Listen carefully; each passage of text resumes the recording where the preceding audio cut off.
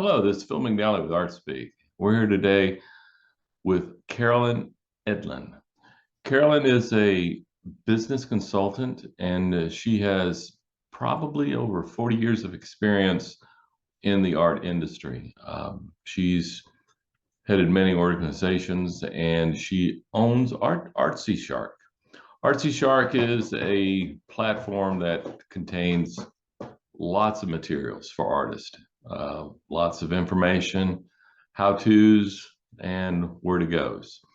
So I've done two parts here on this series, and we're going to start out with part one, and then we'll jump into part two.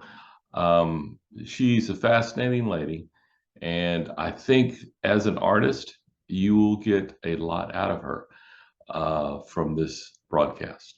So we hope you enjoy it. Thank you.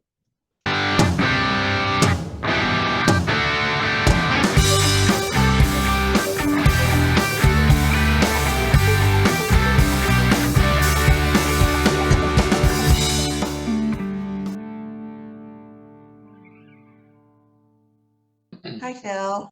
How are you doing? I'm good. So how are you? I'm good. I'm good. You doing well? Yes, thank you. Nice to finally meet you. And I do appreciate you coming on board. That's Well, I like to support artists who are in business, and whether it's your art or you've got a podcast or you've got something else going on, I like to try to help people as much as possible, give you a little bump, give you a little publicity and so forth. yeah, I'm glad because I've gotten some other people that I've talked to and they felt the same way, kind of what you just said. And that is I'm here to help. It's not a matter of, just show me or that's what we want to talk about, but I'm here to help out other people who want to help out artists. Are you going to put this on YouTube, or is this going to be on your own platform? Are you on a podcast platform, or where are you? I've got this on my site and I've got it on my site through YouTube and they're just video players. I just went to Spotify yesterday.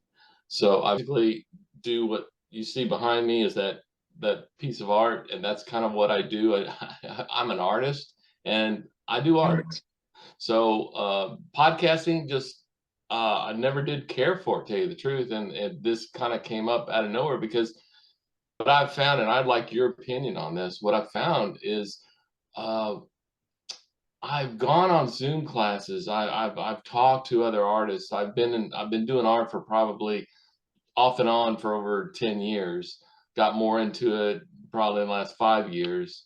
But everybody I come across, all these artists I come across, they're they're kind of not quite there as far as in today's world, what's going on and what's happening and how do I do this and who's the best and how much should I pay and all of these things come at these people that I've talked to. And I said, well, you know what I'm going to do? I'm, I'm going to go.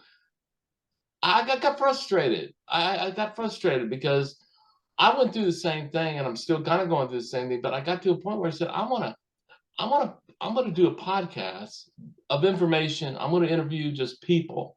I'm gonna interview Mhm. artists. I'm gonna interview businesses. I'm gonna interview almost everybody who has some sort of connection to art and just have it as an informational thing. I'm not sponsoring anybody. I'm not trying to be behind anyone.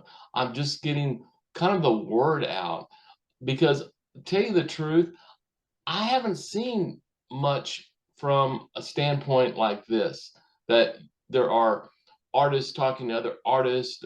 I mean, I see lots of video tutorials. I see lots of people trying to teach. I see lots of people doing other things from the blogging, but I don't see people conversing art. And that's what I've done here. And now you may be on the opposite side of that fence as far as what your comments are, and I want to hear those in just a minute. But what I've seen and why I've started this is basically to just talk art, talk art from any position. Whether I talk to a marketer, I've talked to a software developer just to find out where business is at now and how that is affecting the art world. And I've talked to last week I talked to an artist. So everybody's got, and it's funny because everybody's got different views from where they're standing. And I'm wanting to hear your view. So I want to get into that. But what is it that you think from that point of view, as far as I'm saying, there's not a lot out there. Is there a lot out there? And I'm just missing it. Well, I think, I mean, it's my business to talk to people about the business of art. That's all that I do.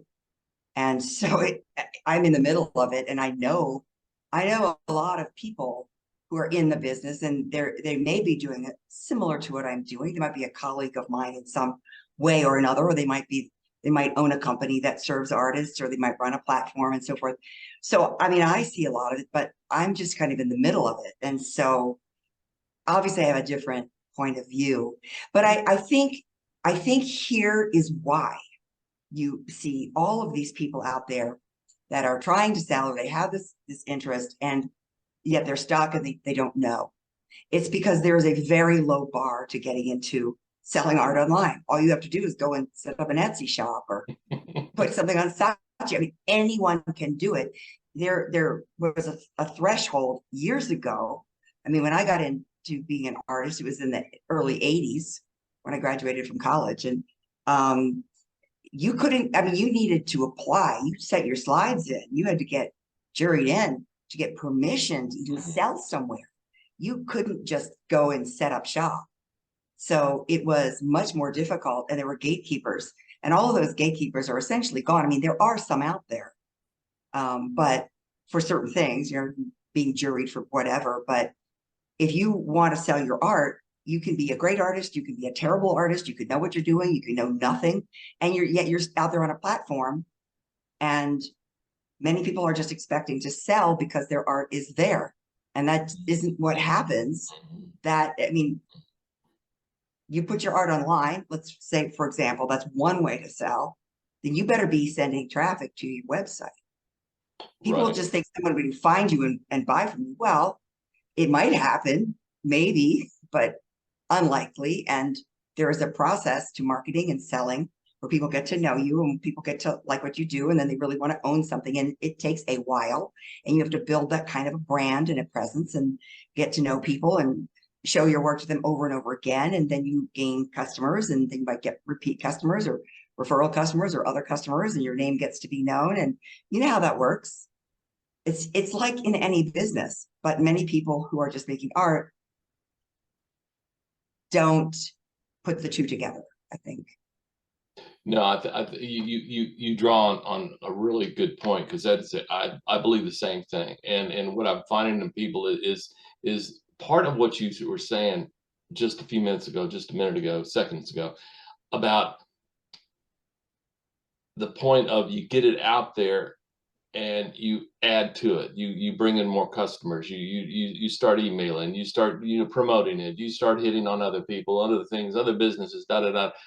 I mean, a lot of artists that I come across that have this funny look on their face that I was talking about is that once you let them know that that's what it's about, they say, I'm going to invest my time into that. I mean, I'm an artist. I want to do art. I want to paint. I don't want to sit all day and write emails and write all Right. the social media stuff. And they get, I think you kind of hit it also. What it was years ago, that it was juried, you got into it, you got known, gallery presentations, scenarios like those. I mean, it's a different day, and so they think, well, let's put out something on Etsy, and man, it's going to just take off. It's like, no, it's going to take a while to take off. Yes. Yeah. And I think that, I mean, you are absolutely right that there are people who really love making art, and everyone who wants to make art should make art for whatever reason. But it is very different between making art and selling art. They are two completely Right. different things. If you Right. want to make art, you should make art and do with it whatever you like, whether you keep it, give it to someone, sell it, get into a show, whatever you do with it, it's fine. If you want to sell art, you are in sales. You're a salesperson. That's what you're doing. Now you can try to get someone else to sell for you, like a gallery, but you got to sell yourself to them. And why are they going to pick you? Because your work is going to sell quickly and they're going to make money right away. Right? They don't have time to sit around with people who are unknown. It's very unusual for them to pick up somebody who's, you know, a complete risk for them, where they're pouring money into marketing for this person who has no sales history. And I think there are artists who don't get it. Like, why don't I get into a gallery? Well, number one, it's not easy. And number two, there's far more artists out there than galleries to serve them. So you had better, even if you are in a gallery, you better know what you're doing with your business and why. You may not have that gallery forever. The gallery might not do anything for you. Having a gallery is nice, but if they don't sell anything, then what good are they? Truthfully, what good are they to you? What good is anything to you that doesn't work? So you have to be aware of what's happening in your business. You don't hand your business over to someone else and say, oh, you run it. Because what happens when they drop you and you don't know what you're doing? Right? No, you're right on the gallery, because you know what, I think artists think that's an outlet. You know, I can put something in there, but at the same time, they're in the business too. They're trying to sell to everybody. So it's like, okay, I got this other one, and it's like, you're not number one. You're kind of like 25. I'll put you over in a corner near the bathroom, but that's about it. And you're sitting there saying, oh, I'm in a gallery.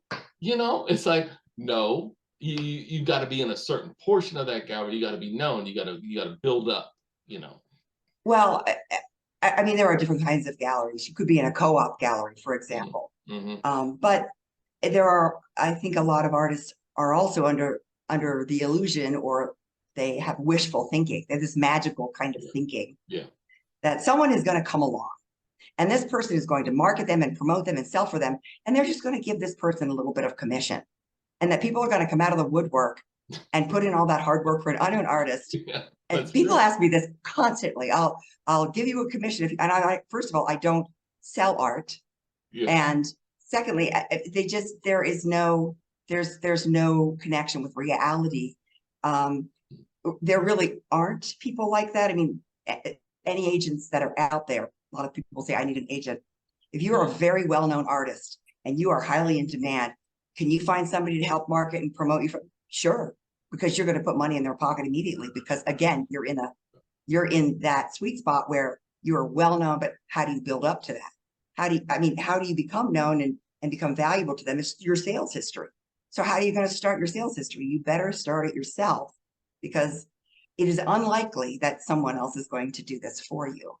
But see, that's where a lot of I think the beginning artist, or even the intermediate artist who are painting and say, okay, it's time to go into business, they're kind of doing what the professionals are doing.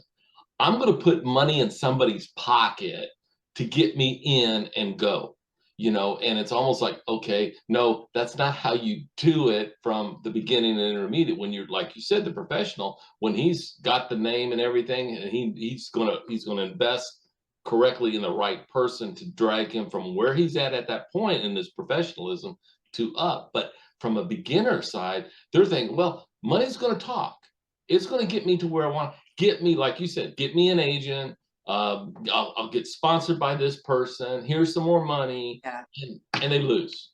I mean, there's a lot here. I mean, there are vanity galleries that will say, sure, pay us $3,000 and we'll put you in our showroom in New York City or whatever. And they will, but they don't make their money from art sales. They make their money from the artists who pay them to represent them. Oh, really? That's one. Sure, that happens. It's and then I'm not saying that you can't pay someone to help you. Like, you could have different scenarios. For example, if you're married to someone, or you have a spouse or partner who really wants to be your business, the business side of your studio practice. And I know people who do have this fortunate situation, and they're going to go out there and they're going to, you know, check out different opportunities, and they're going to get prospects, and they're going to be doing networking, and they're going to be doing marketing, and they're going to be, you know, doing the whole business end. That's very fortunate. And if that is the case, then congratulations, maybe you have somebody who will help you do that. On the other hand, most people don't have that. You can pay people to do certain support things. You can, I mean, for example, people will work with me because they don't even know how to make a plan, and we'll sit down. What is your work? Where is it appropriate? Do you understand the marketplace? What are your channels? Are you priced correctly? How do you present your work? Where should you go? Where, you know, and how do you market, so forth and so on.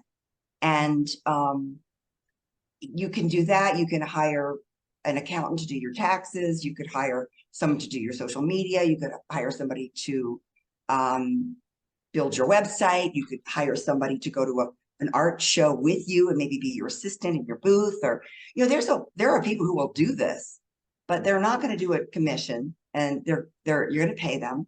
And you should understand that it takes a while. In fact, certainly, I've certainly seen people who will, okay, I'm ready to go, and I'm going to put money into this, and I'm going to advertise, I'm going to pay for this, and we're going to get this going and not going. And 3 months later, they haven't made any sales, and then they give up because they're like, well, this doesn't work.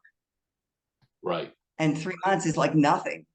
So unless you have persistence and you're willing and you understand that, what are you putting into this? How much you have to spend on it? What is your budget? How are you going to allocate that?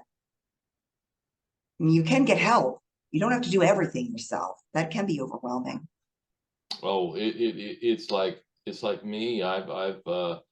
I've retired just recently, and I'm from the tech world, so I'm a web developer. So I understand websites, and I said, okay, I do art because I'm somewhat graphical. So I said, okay, art and websites. Oh my gosh, you know, that kind of goes together like, you know, bread and butter. So I said, okay, I'll go try that. But you're right. What I've uncovered is that, again, that's not all. There's more to it. There's a little bit more on the marketing side, advertising side, money side, what to put in. And this is the reason for this podcast. This is the reason for these types of things, because it's a mixed bag. And the net has actually done what you said. It's lowered the bar for almost anybody to come in as an artist and say, okay, here it is. It's posted out there to the world, and nobody's buying it. And I said, okay, well then there's the other part of it. But they've got this candy, this eye candy, you know, like TikTok and all these other types of social media. And it's like, oh, this is so neat and everything. But some of those, there's a lot of time put into those videos. There's a lot of time put into all that stuff in order to get it out there. Same with art. There's a lot of time outside of just painting to get this going. So I found my bundle is a work bundle. It is on the podcast. It is on the painting. It is on Instagram. It is on Facebook. It is, so when I don't have that partner that you're kind of talking about, I mean, it's a tough road to hoe because it's an investment of time. So versus, you said this guy put in 3 months, it's more like 3 years. You know, that's when you probably see something come back on you. You've got to look at it from years. Right. So if you truly want to sell your art, you might have to be completely committed, understand that it takes a long time, and be very persistent. I mean, it's not, I mean, I suppose you could have something wonderful happen right up front, but you know, but the art world is very big. Online sales is only one part of it, and it's not even the best way to sell. The best way to sell is in person. There's no replacement for actually speaking to somebody in person, having them look at, touch, handle, consider your art, and being right there, able to speak with them personally. That's the gold standard, right? That's the best way to sell. And Well, that's where galleries came from. I mean, you walk in and it's a store, and you're actually seeing the actual art on the wall. right. And then you have a salesperson from behind who's saying, oh, this was done by so and so, and it's this kind of art. And I'm saying, I love it. Eye to eye contact. I mean, I miss it. I really miss it. Well, you don't have to be in a gallery to do that. I mean, you could go to an art True. fair, art festival. There's all True. kinds of shows. Hmm. And many of them, I think the online component is a perfect ancillary channel. Your online presence should be excellent. You should have great images, full information, well-built site, you know, robust social media. All of that would be perfect. And then you're also in person, or your work is being seen in person. And that person's going to look you up. They're going to look on their phone. Who is this guy? And they're going to see your website. Oh, he is for real. Oh, he has other work as well. I'm only looking at one of his paintings. And so then it fills in the blanks. Then they get on your email subscriber list, which is very important. That puts them in a position to start hearing from you over and over. And then that starts that process where you can market. So you want to be in person. You want to have that online, a channel which is aligned perfectly with what you're doing in person, so that your presence is very consistent and you're not all over the place, and your message is consistent, and what people are seeing from you builds, with a cohesive portfolio that makes sense. I mean, all of this is part of it. It's actually it's not simple to be in any business. No. It is like any other business out there where they have to sell.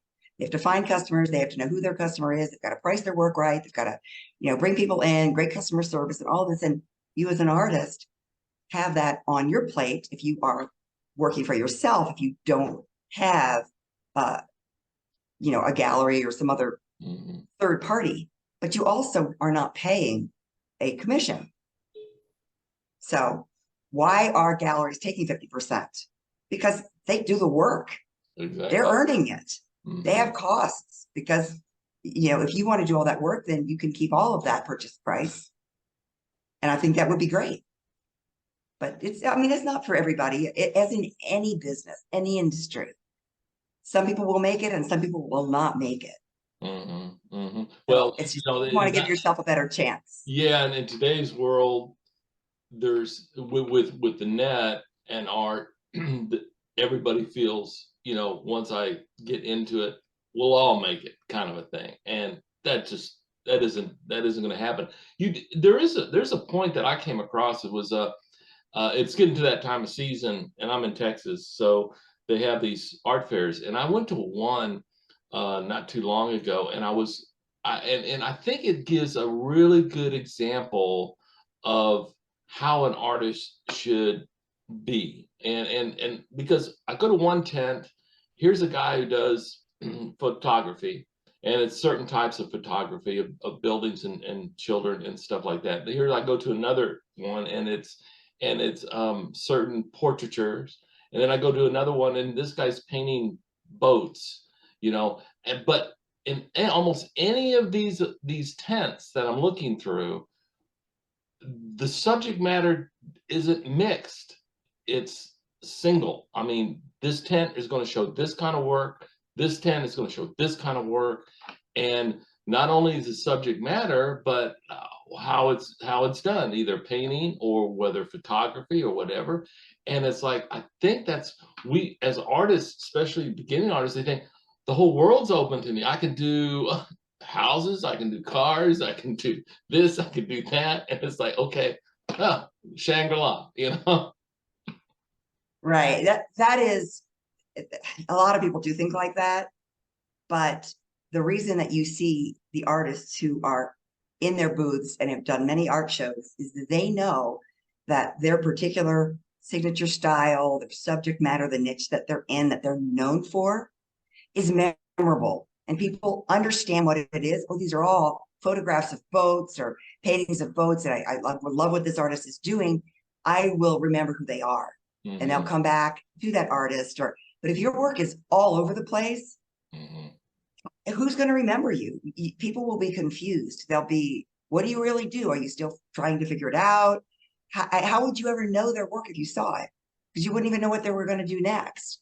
So it becomes this mishmash, which is, and it is typical of people who are just getting started, because it takes a while to figure out what it is that you really want to do and to go deeply in one direction so that you have a body of work that's really cohesive. I think that's why people go to art school. They want to try out sculpture. They want to be doing, watercolor. They want to take ceramics or whatever, figure out what are the medium that I like, what do I like to do, and then get deeply into perhaps a direction. Maybe it's based on certain inspiration or a certain subject or whatever it is that's pulling that portfolio together. That is going to help give you your signature look, your signature style that's going to make you memorable. And that's why people are going to say, oh, I know Phil's work. That's more of it. that's from him, and I want to buy something from him. You know, that's funny you should say that, because that's exactly what I came across a couple. They were an elder couple, and they were looking through these booths, and she was saying, you know, oh, there's that collector. There's that artist. I like that artist. It wasn't she they were collecting. It's like but she was saying, I like that artist. I want to go into that booth, because she was looking at the list of who's in the fair. So I want to go to this booth, and I want to do this because I remember these artists and I like what they're doing. So it's almost Mhm. like artists don't change. That's probably the message to say, because if you're in a style, and if it does sell, and if it does make if you like the style, stay in it. Don't get out of it, because you may lose followers. Well, I mean, I don't think that artists can never change. I think Right. if you have a really successful body of work and you love doing it, I mean, the ideal situation would be you're doing something which is recognizable and memorable, and you love doing it, and people love buying it. Well, Mm, there, I mean, that's perfect, right? But right. what if you don't love it forever? You don't want to paint boats forever. You decide, I'm really getting into something different, and it may be very different. Well, there is a way, to bring in other new releases of work that might be quite different. You could have two collections, or you might introduce a new style so that artists can evolve and grow, and you can change. But if you have something that's really popular, and certainly there's many artists out there who found a sweet spot, and they're going to stick to it because they need to make some money. And it Right. makes sense in any business. If you find the way to do it, you're going to double down on that, and you're going to make as much as you can. I do see a line, though, from the beginner, the questioner, of just a hobbyist artist, and then the line of a series of artists who just, I get it, okay, Oh yeah. from this point on, I'm gonna do it this way. But from this point on back, this is the mix that I'm kind of working at, as far as trying to help, which is what you're doing the same, trying to inform, saying, you got to get it together. You got to find these particular things. Right. But you don't have to reinvent the wheel. I mean, No. you're going to learn you're going to learn more through failing at things than you will at doing them right. You'll find out you never want to do that again. Whatever it is that really didn't work. But there are many ways that you can just get the benefit of everybody else's experience. For example, I mean, I publish art business articles on my site at artsyshark.com, and there's, I would say, probably 800 business articles on just every topic having to do with being in business as an artist. So if you want to read about shipping costs, or you want to read about marketing, or you want to find out about how to make QR codes and why you should for certain purposes, or email marketing, whatever it is that you want to do, there's many, many articles out there on my site and on other sites. And so there's a ton of information. And it can really help to get the benefit of somebody else's experience who says, I tried this. Like, for example, I thought I would just go spend $5,000 this year on Google ads. And if someone said that to me, I'd be like, save yourself $5,000 right now Yeah, and don't do that. exactly. But I've heard people say that, and so maybe you get the benefit of that. And then, I mean, of course, I work as a consultant, so I give personal help one-on-one. What's gone wrong? What are your problems? How can we resolve those? Or how do we move you forward? But it takes a lot of determination. And I think that a basic question that any new artist should say is, I love making art, but do I want to sell enough that I'm willing to spend 30, 40, even 50% of my time really getting down into a serious business where I'm going to be interacting with customers and marketing and selling? And if the answer is yes, then go for it. But if you're trying to sell your art because someone else said, oh, you should sell it, Right. I would give that some serious thought as to whether that's really something you want, because there's nothing wrong with making art if you just love it. If you don't really want to sell it, trying to do that could make you very unhappy. And so kind of that would be the initial divide between, do you really want to do this? And if you do, then educate yourself, find out what's going on. There's a lot of great information out there. But So, isn't that I'm we're going to talk about Artsy Shark here in a minute, but your site, I've I'll be honest with you, I've kind of avoided your site to a certain extent. And I've avoided other right. sites to a certain extent. Take this as constructive criticism from somebody, but it's not necessarily constructive. It's just an observation, my choice. There's so much, and I don't have any clue of what I should be really my focus should be at. And this has happened over years of coming across Artsy Shark and other sites as well that have this. Now, the information is absolutely astounding and it's wonderful information. It's great. But in the development of going in from an artist, from a hobbyist into a business, there are certain things that are more important to hit on than other things, but those other things will become important as soon as you hit these main things. So it's almost like, as you said, you're an art consultant. It's kind of like what some of these artists need, because it's like, okay, I can go out there and read all those 800 freaking articles, but at this, how does that help me? I mean, it goes in one ear and out the other, or I may retain something, or, it's like going to school, you read the books and the teacher, and it's like, nah, not much. That grade didn't really hold very well to me. I'm going to the next grade. So, Well, I mean, I think, for example, if you were to go on my site and you look in the menu and it says articles, there's a drop down, business of art, marketing, and so forth, just different information. I have a directory on my site of where to sell art. So if you want to find out more than 250 places that you could sell online, and the description of each and a link to each, you could just go to that directory if that's what you're looking for. If you don't even know what you don't know, right. then you've got to have some kind of a personal goal or plan for your business. Like, Correct. The do you strategy. want to sell? If you don't understand what are my options for selling, because there are many different ways to sell, different markets out there. Well, you can learn about that under the sales category. But again, I think it just depends on what you're looking for. If you have any idea what you're looking for, and I think a lot of people do, which is why we get so much traffic through search. People are looking for, how do you sell an NFT? Well, there's an article there, and more than one. What is the blockchain, and how does that have to do with digital art, and how are people selling that? If you're interested in that, you may not be interested in that at all. But every single article is on a specific topic, and it's just going to cover that. So we get the vast majority of traffic through search. But isn't it like walking into a library? Yes. I want a book on this topic, and then you go over to that section and you got a whole row of books on that topic. And if you really look at it from the book standpoint, some of those books you don't need to read. There's probably just out of maybe 20 or 30 or 40, maybe just two or even one is the one you should be taking and reading. So how does one come into your site and say, look, here's my library, here's all the information, now what do I do? Okay, so I would say that instead of a library, it's like looking through a magazine with articles in the magazines. So it's not a whole book.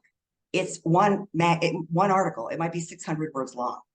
And you want to find out how you can sell your work on Instagram. So that's a very specific topic. Right. And so you could just search and that will come up. It's not a whole book that's going to include a lot of things you don't need.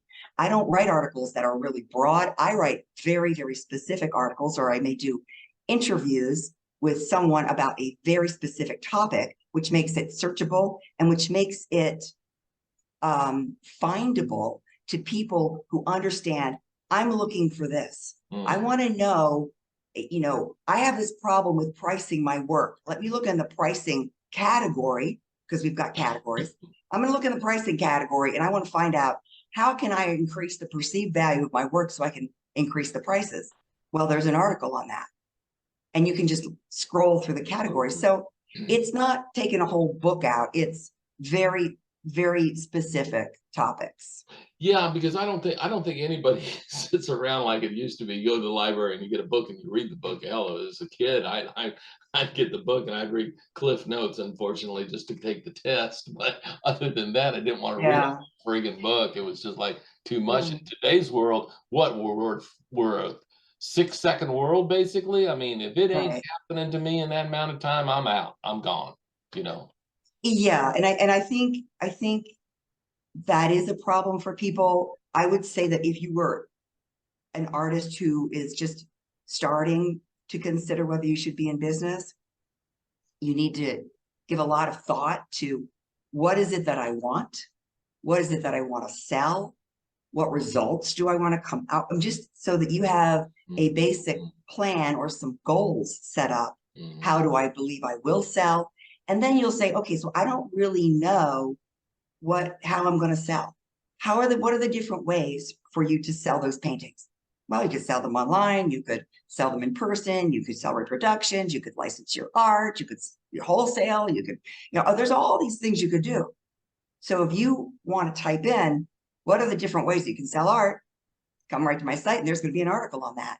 And there's going to be a lot of links that go to other articles there that will dive down into, okay, you think licensing is good for you. Let's learn more about that.